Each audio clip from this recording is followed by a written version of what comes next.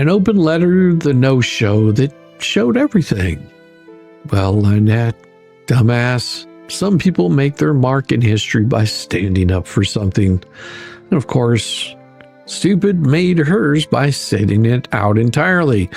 On October 1st at 9 a.m., Levy County Courthouse, her grand moment to finally defend the lawsuit she started. The one that she's been parading around online like a participation trophy for victimhood. Well, shit, the stenographer was there. Defense counsel was there. The courtroom clock ticked, and well, Lynette, like she always does, vanished. Not a call, not an email, not even a one of her patented, "my phone, the universe is out to get me" excuses. Just empty air where accountability is supposed to be. Well, and then of course comes this ridiculous filing a certificate of non-attendance, which might sound dry, but it's paperwork equivalent to the entire courthouse shrugging and say, well, shit, we tried. It's official now. She ghosted her own deposition where she could have made all this proof of how she's been wronged by her stalker. Now, most people try to avoid being found in contempt. Lynette seems to be chasing it like it's her next influencer collab. Well, let's not overlook the people left holding the bag. The court reporter, Cynthia, seasoned professional, sat there for 9 until 9:20, probably rethinking her career choices while staring at an empty chair. Randy Shockett was on his side, ready to let Lynette hang herself with her own freaking words. One I don't recall at a time, but instead, he got a quiet morning of peace. Well, maybe even a muffin. And really, that's the only kindness Lynette offered anyone this entire litigation, was keeping her fat cake hole shut.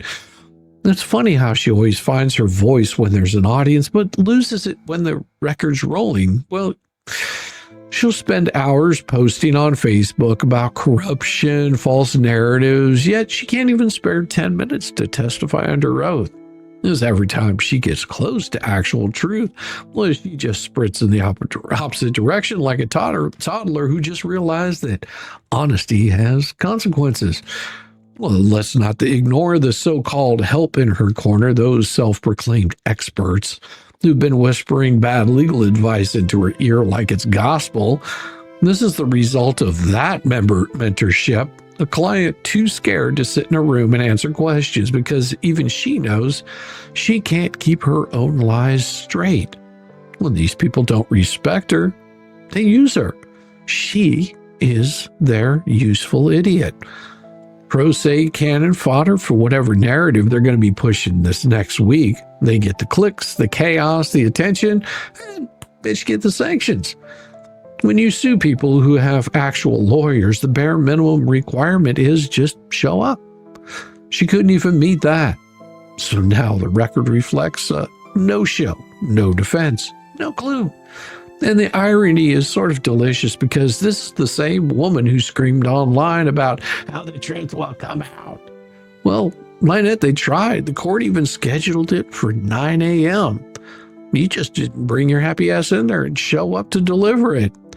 Now, the Levy County docket has become her diary of defeat. Each entry is just a time-stamped confession of self-sabotage. And she's weaponized incompetence to the point it's practically performance art. First, she blames the haters.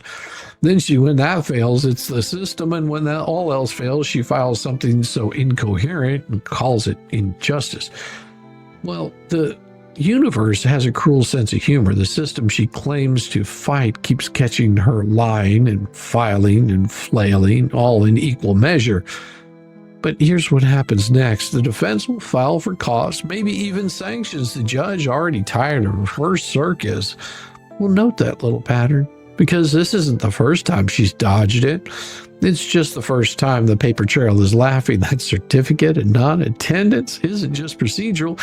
It's evidence of exactly the kind of canker sore on life that she is. Every missing minute will now echo through her case like a countdown to implosion.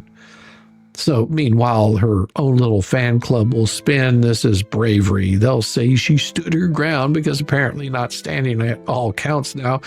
They'll cheer while she burns every bridge she tries to cross, but the courts aren't Twitter. No, there's no edit button. There's no sympathy emoji and no Felisa or bubbles to feed her lines. Just the plain, cold text of the record saying, "You suck. You failed to appear." What kind of fool does that?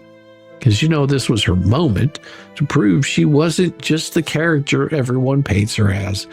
The erratic, poorly advised loudmouth with a persecution complex. No. Lionette always proves the critics right faster than anyone else possibly could. You can't call yourself a warrior for truth when you flee the battlefield before the roll call. And the best part, this all happened after she already spent months calling others cowards for not facing her. She built her entire brand on the illusion of fearlessness, yet when confronted with a stenographer, she folded faster than a Dollar Tree lawn chair. Now it's become obvious Lynette doesn't want justice, she wants attention. But attention is expensive when it comes with filing fees, court reporters, every tantrum. Well, it has a little receipt.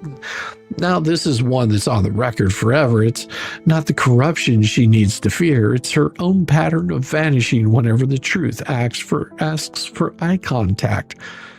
So, to summarize in plain English, dumbass failed to appear yet again.